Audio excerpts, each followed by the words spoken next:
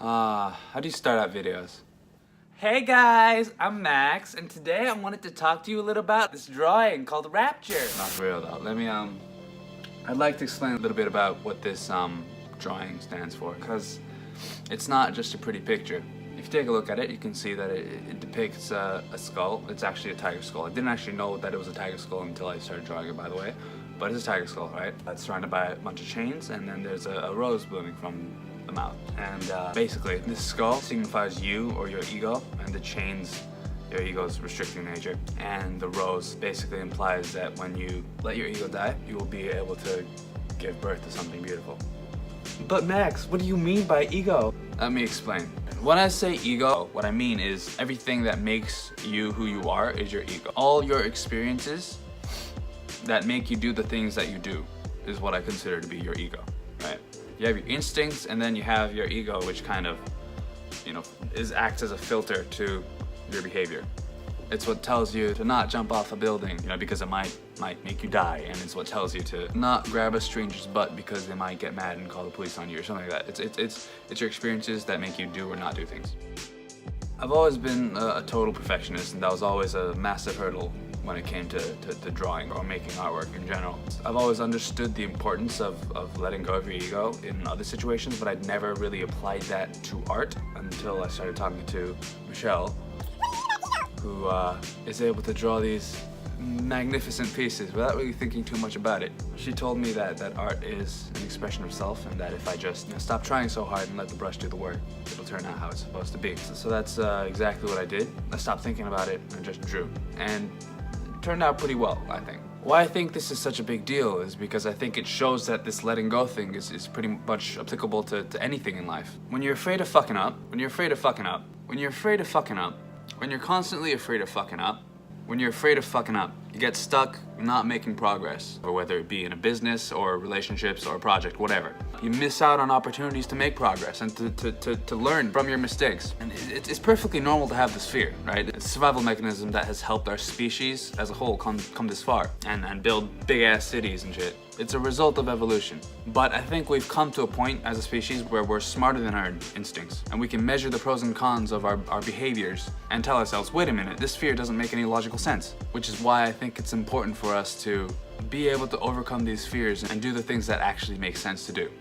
And what we fear making mistakes, right? That's what it comes down to. Because in more treacherous times, making a mistake could be life-threatening. Even things that we consider trivial today, like pissing somebody off or having one person think that we're crazy. Like today, it doesn't matter that much, but back in the day, for instance, when societies were smaller, if one person thinks you're crazy and they go around telling everybody that you're fucking crazy, the whole fucking, town or village might end up fucking burning you for being lunatic. Today, I think everybody can generally agree that making mistakes is one of the best things that you can probably do for yourself. Unless you're accidentally pressing the nuke button, or you accidentally drive your car into a concrete wall or something like that. Accidentally do that.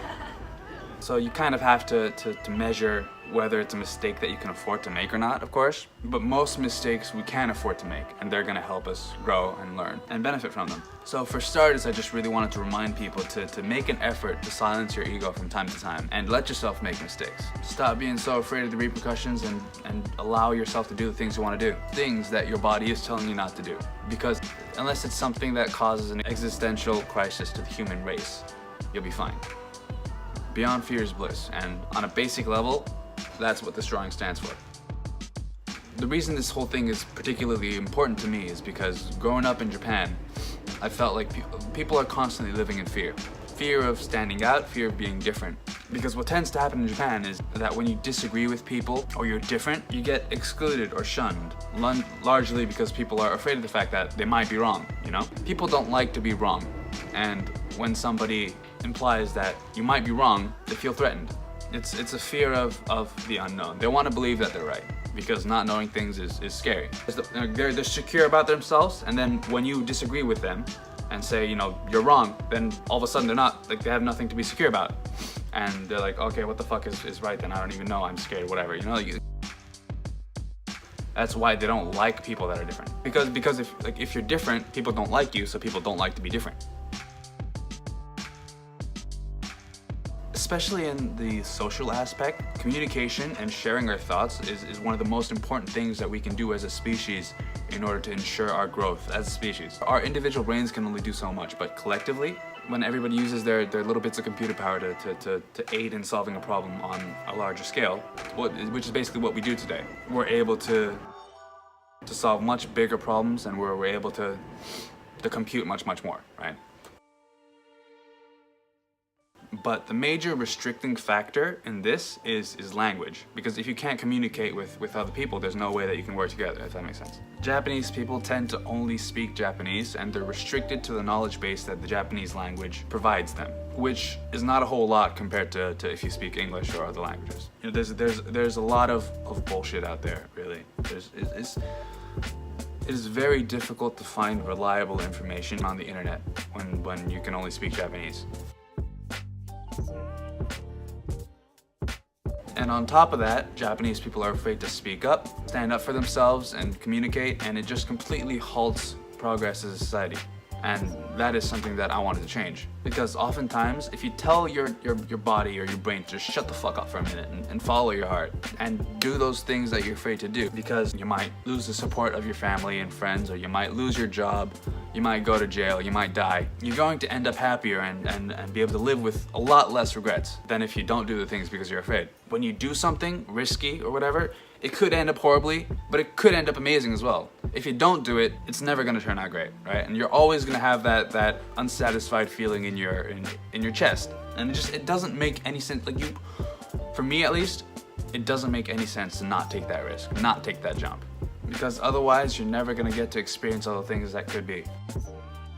And I want people to understand this, and the way for me to convey that message was through this drawing. But this isn't just about fear. This is about all our instincts and emotions that we have evolved to have. Things like our irrational love, or wanting to make ourselves look better than other people, blah, blah, blah. These are all things that have helped us survive maybe in the past, but these are things that we don't need anymore and can be detrimental to our lives and our happiness. And I think we can learn to silence these instincts or emotions. And some people might argue that these emotions are what makes us human, and I'll say yes, I agree. But to me, when people are letting themselves get controlled by their emotions, it kind of looks like they're basically just living in a matrix, right? They're living a lie. They're bound by their emotions and they can't see the bigger picture. And I think escaping our emotions and our ego and being able to think things through in a logical manner is the next step in our evolution as a human species.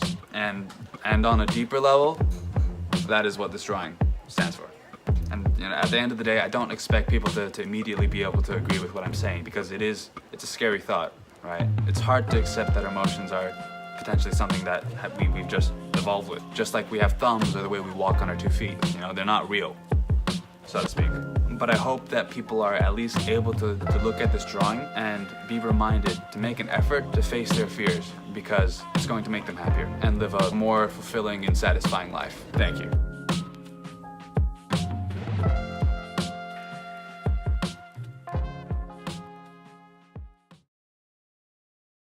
You can buy Rapture now on my website, or on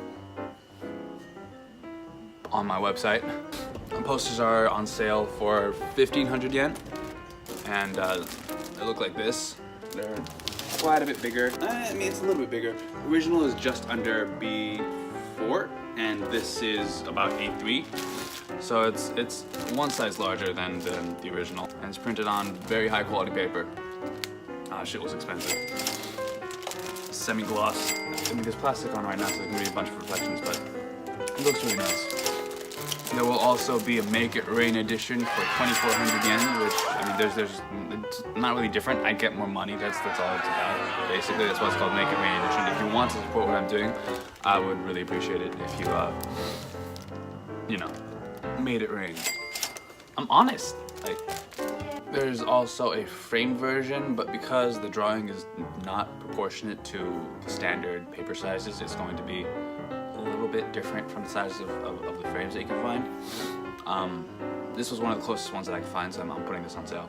It'll be just under 4,000 yen actually. It saves you the hassle of having to go out and find a frame. And of course the original, which, if there's somebody who has a lot of money and likes it, it's there.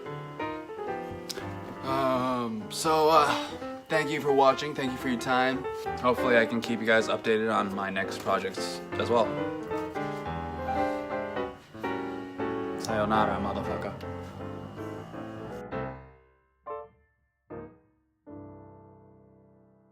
When you're out of candles, just use garlic chips.